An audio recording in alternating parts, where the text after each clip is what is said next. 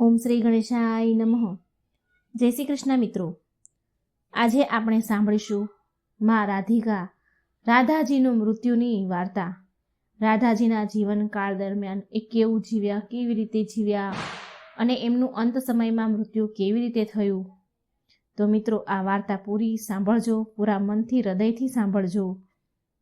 આપણે રાધાજીનું નામ લઈએ તો કૃષ્ણ ભગવાનનું નામ ન આવે એવું તો બને જ નહીં, કારણ કે રાધા અને કૃષ્ણ હંમેશા એકબીજાની પૂરક રહ્યા છે અને એક આત્મીય પ્રેમની મિસાલ છે, જે બધા સુખોથી પણ ઉપર છે.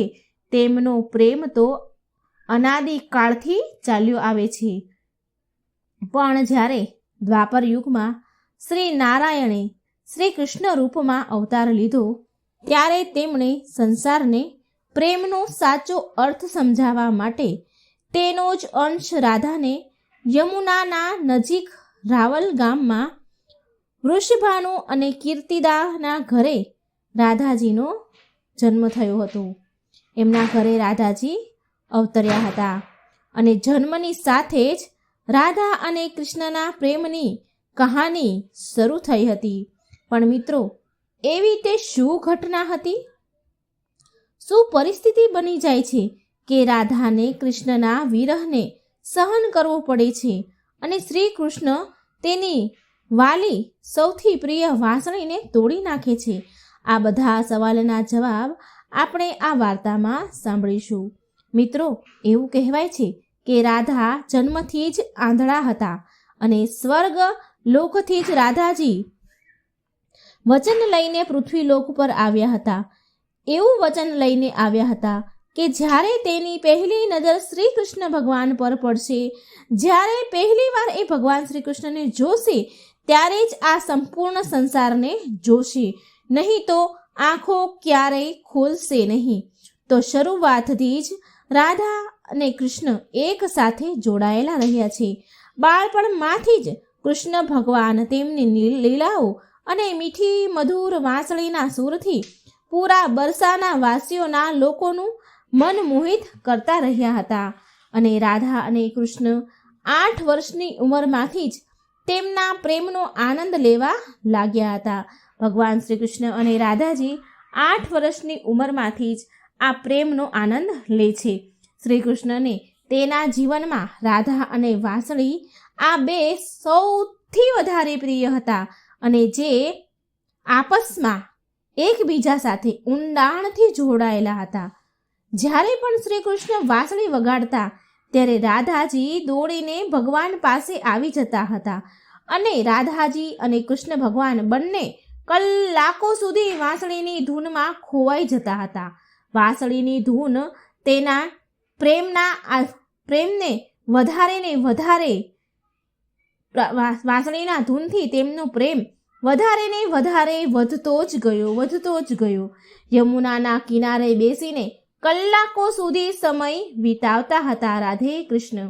પણ તેમનો આ સુખભર્યો સમય માત્ર થોડા વર્ષોનો જ હતો, કારણ કે જ્યારે કૃષ્ણ ભગવાનના મામા કંસને ખબર પડી કે શ્રી કૃષ્ણ વૃંદાવનમાં છે, તો તેણે તરત જ કૃષ્ણને યુદ્ધ માટે નિમંત્રણ મોકલાવી દીધું, જેના લીધે શ્રી કૃષ્ણ ભગવાનને યશોદા માં અને પૂરા ગામનો સાથ છોડીને અને રાધાજીને પણ છોડીને જવાનું થયું.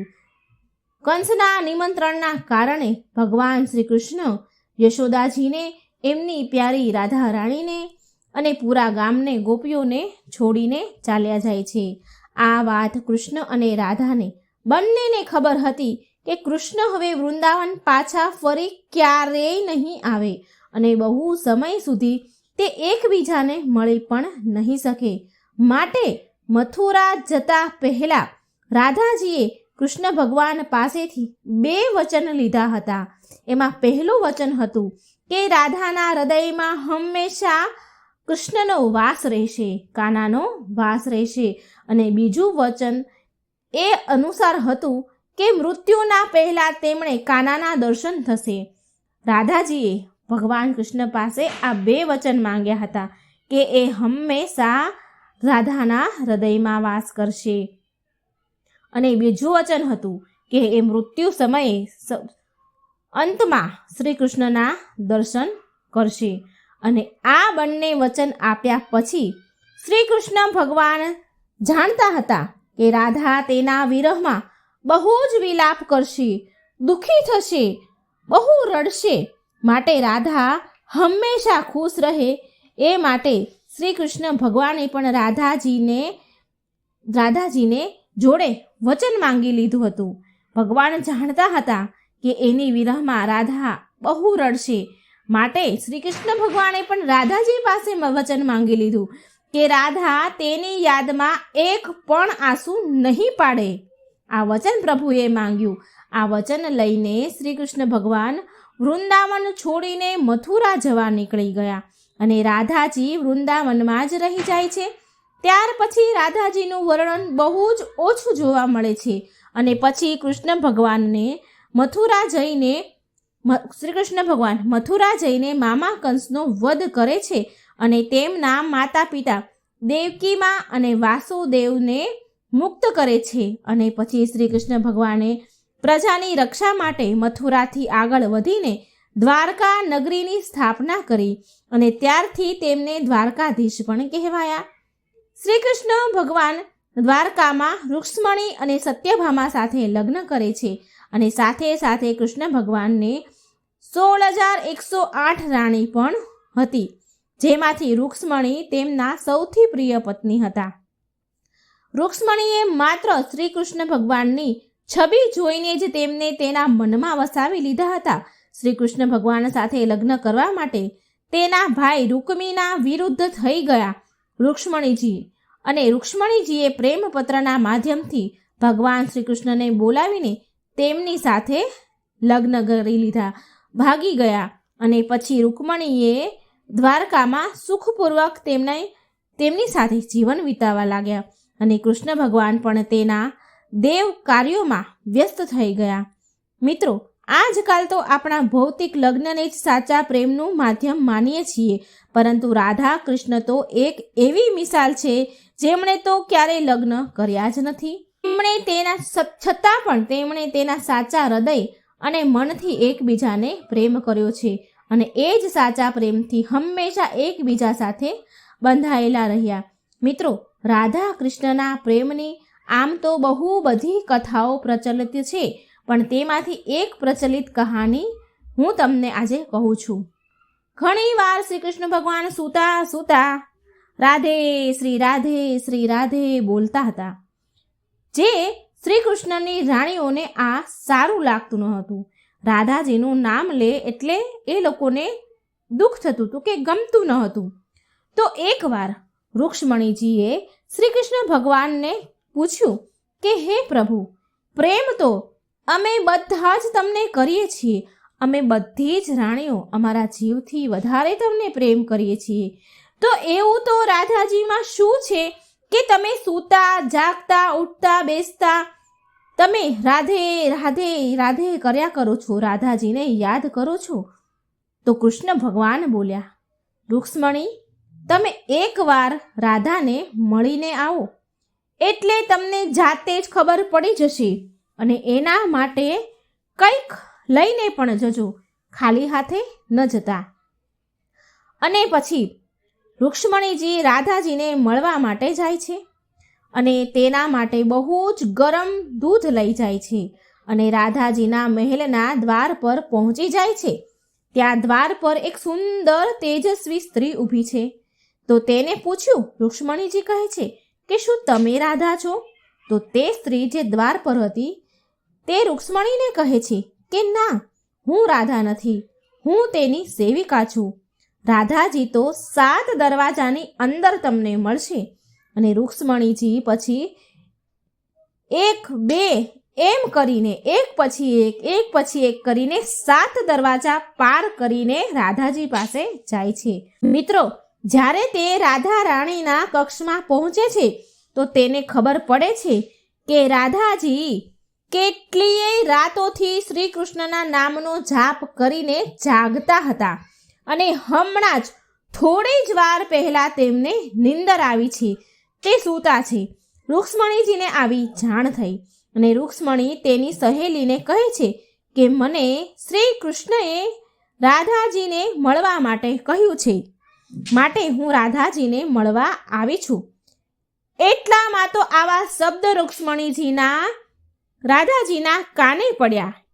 રાધાજીને સંભળાયું અને રાધાજી તો એકદમ ઉઠી ગયા અને કહે છે કે કૃષ્ણએ આજે મને કોઈને મળવા માટે મોકલ્યા છે. રૂક્ષ્મણીજીએ આશ્ચર્યચકિત થઈને જોયું. રૂક્ષ્મણીજી આશ્ચર્યચકિત થઈ ગયા કે અરે, ખાલી શ્રી કૃષ્ણનું નામ સાંભળીને રાધા જાગી ગયા. જો કે તે કેટલીય રાતોથી સૂતા પણ નથી, તો પણ આટલું જ સાંભળીને એ ઊભા થઈ ગયા. રૂક્ષ્મણીજી તો એને આશ્ચર્યનો તો કોઈ પાર ન રહ્યો અને શ્રી કૃષ્ણ વિશે તે પૂછવા લાગ્યા. રાધાજી ખૂબ વ્યાકુળ થયા, ખૂબ ખુશ થયા. એમની ખુશીની કોઈ પાર ન રહ્યો અને રૂક્ષ્મણીજીને પૂછવા લાગ્યા. આટલું જ નહીં, જ્યારે તેમને ખબર પડી કે શ્રી કૃષ્ણએ તેમના માટે પ્રસાદ મોકલ્યો છે, તો રાધાજી કંઈ વિચાર્યા વિના રૂક્ષ્મણીજીના હાથમાંથી ગરમ ગરમ દૂધનું જે પાત્ર હતું એ લઈ લીધું. કંઈ પૂછ્યું નહીં, એમનામ જ ડાયરેક્ટ રૂક્ષ્મણીજીના હાથમાંથી એ પાત્ર લીધું અને એ પી ગયા. ગરમ ગરમ દૂધ એક શ્વાસે પી ગયા. આવું જોઈને તો રૂક્ષ્મણી હેરાન થઈ જાય છે. પછી તેઓ રાધાજી સાથે તે વાત કરે છે અને પાછા દ્વારકા રૂક્ષ્મણીજી આવી ગયા. આ બધું થયા પછી રાતનો સમય થયો એટલે રૂક્ષ્મણીજી શ્રી કૃષ્ણ ભગવાનના પગ દબાવવા માટે જાય છે અને તે જુએ છે કે ભગવાનના પગમાં તો તળિયે ફોલ્લા પડ્યા છે, છાલા પડ્યા છે, દાજ્યા છે, મોટા મોટા ફરફોલા પડી ગયા છે. આ જોઈને રૂક્ષ્મણીજી હેરાન થઈ ગયા કે અરે, આ શું? અને તે ભગવાનને પૂછે છે, પ્રભુ, તમે ક્યાં ચાલીને ગયા હતા કે તમારા પગમાં આટલા બધા છાલા પડ્યા છે, ફોડલા થઈ ગયા છે?